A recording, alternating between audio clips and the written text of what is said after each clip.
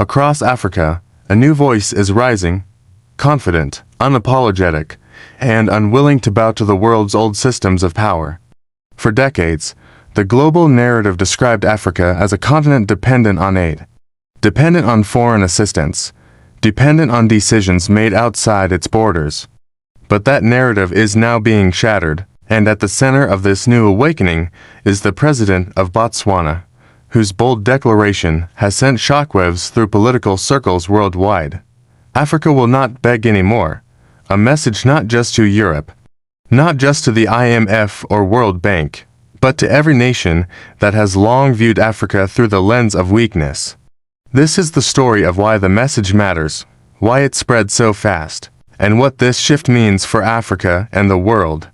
The Botswana President's statement came during a high-level economic and diplomatic forum where discussions focused on global trade, development financing, and Africa's future role in the world economy. For many African leaders, these forums have historically been places where they were expected to ask, or beg, for assistance. He said, "Africa must stand tall. We are rich in minerals, rich in land, rich in people, and rich in ideas. We cannot continue to speak as though we are incapable. Africa must negotiate as equal partners, not as beggars." Within hours, the statement spread across African social media platforms. Within days, it sparked debates in diplomatic communities from Brussels to Washington, and within weeks, it became a rallying cry for Africans frustrated by decades of exploitation and misrepresentation. Africa's rising confidence is not accidental. It is rooted in 5 major shifts happening across the continent. Natural resource leverage. Africa holds 65% of the world's arable land, 40% of global gold reserves, 33% of cobalt, 70% of platinum, and nearly 30% of global critical minerals needed for batteries and renewable energy. In a world transitioning to electric vehicles, solar power, and digital infrastructure, Africa is becoming indispensable. Growing economic power. According to the African Development Bank, Africa will be the second fastest growing region between 2024 and 2027. Consumer spending is projected to reach $2.1 trillion by 2030. The continent is no longer a silent participant in global markets. It is becoming a global driver.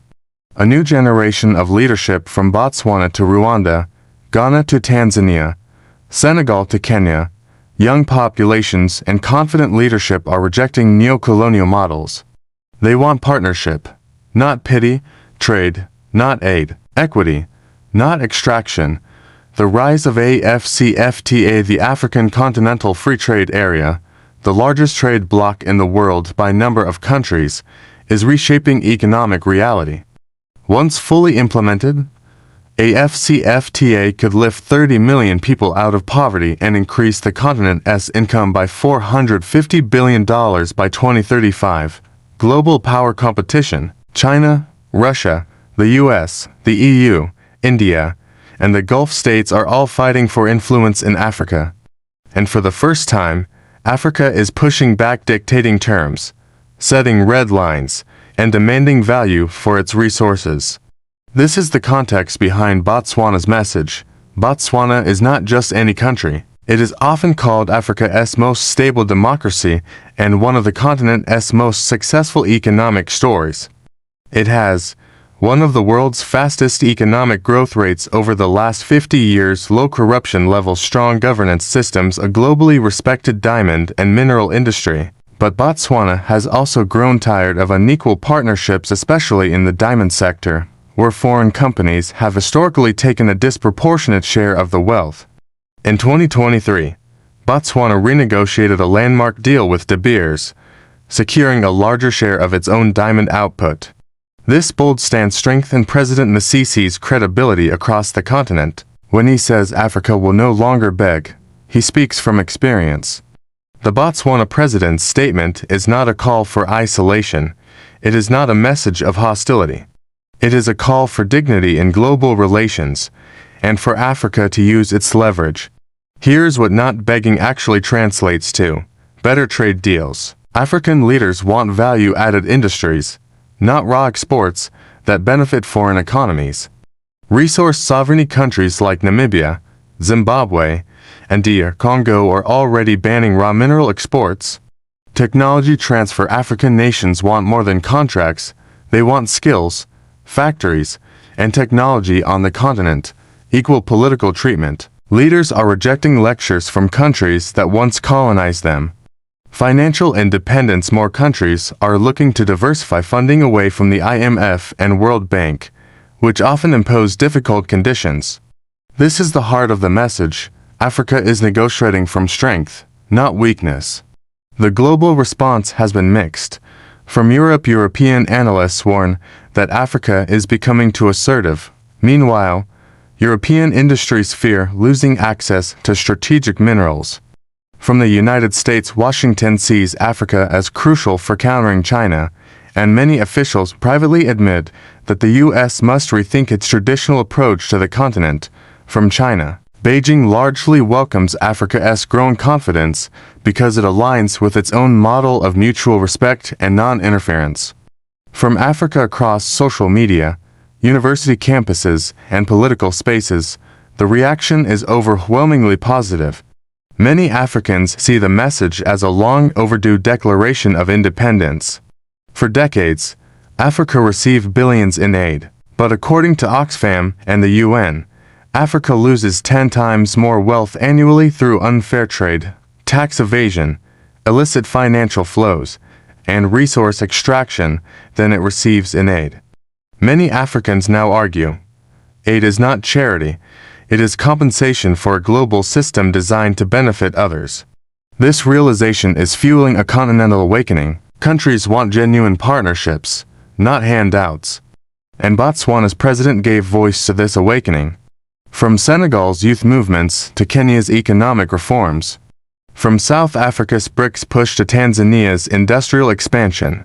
From Ghana's mineral renegotiations to Nigeria's push for in-country refining.